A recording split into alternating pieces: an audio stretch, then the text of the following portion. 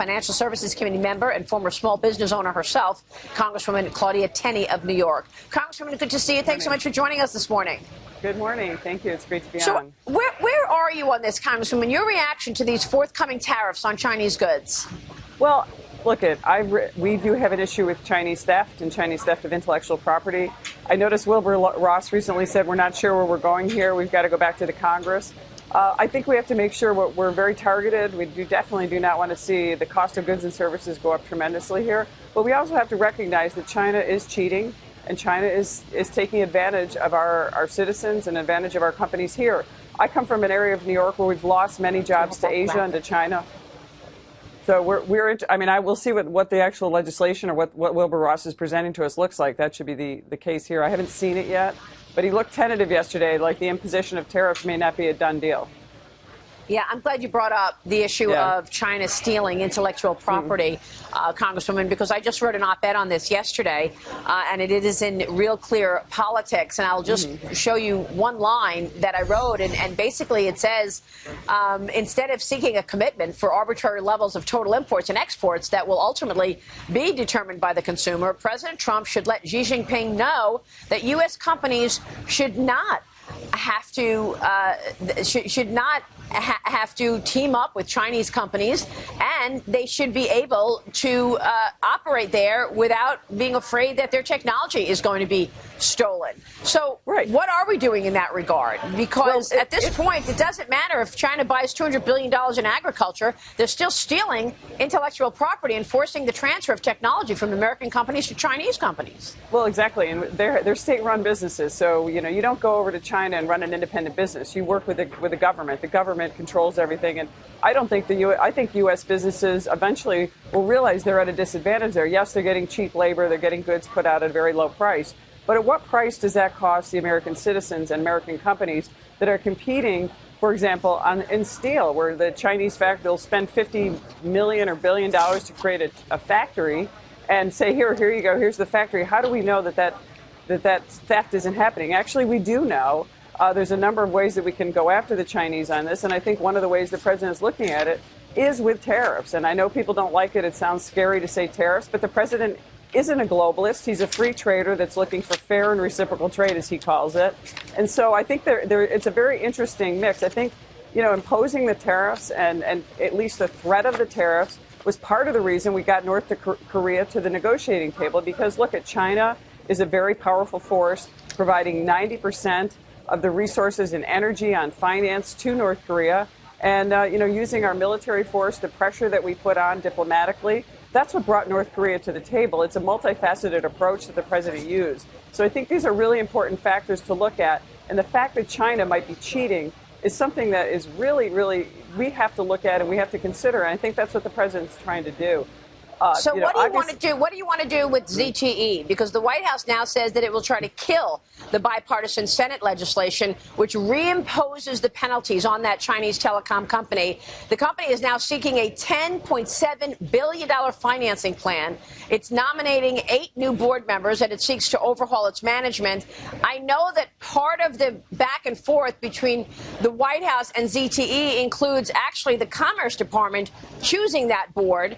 The president told me that the U.S.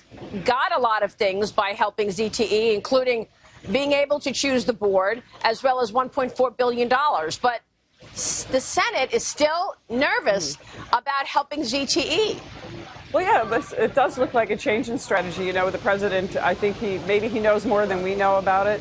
On the surface, I tend to agree more with the Senate on this. I mean, why are we taking a position where we actually advocate and champion American companies and crack down on cheating and then turn around and give ZTE, a break here? But I think maybe the president knows something we don't know. Maybe it's part of the negotiating piece that he's putting together. But I tend to side with the Senate on this one. I mean, we have got to stop Chinese companies from cheating and taking advantage of us. I mean, we still compete in the world market.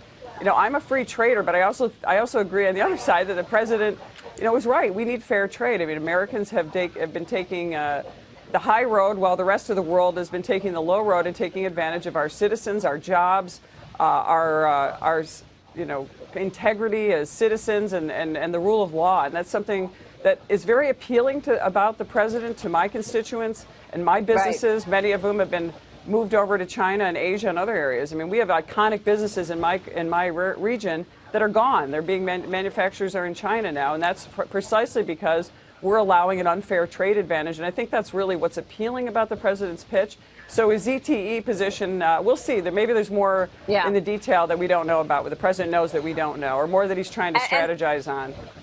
And then there's the tax policy. I mean, once the tax bill was passed, there were fears of a mass exodus from the high tax states, including your own, New York, because of the elimination of the state and local deduction. Can you characterize that? What are you seeing now that we are, 6 months away from the passage of tax legislation? Well, the Tax Cuts and Jobs Act has been phenomenal in my district. I know a lot of the wealthy earners in New York City aren't happy with it.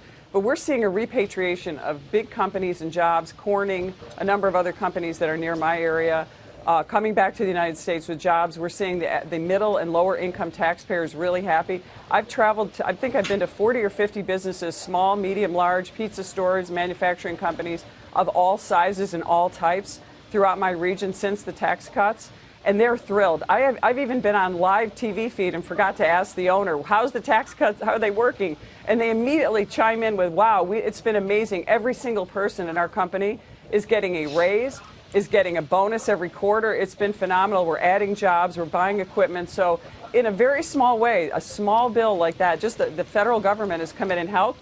And the interesting thing is the Independent Tax Foundation has found that New York is actually going to be one of the top gainers from the tax reform, even though we have a hostile government in New York that's trying to tax our citizens right out of oblivion. We have mass exodus of people and jobs in New York. And so we're actually seeing there is some vibrancy, there's some hope.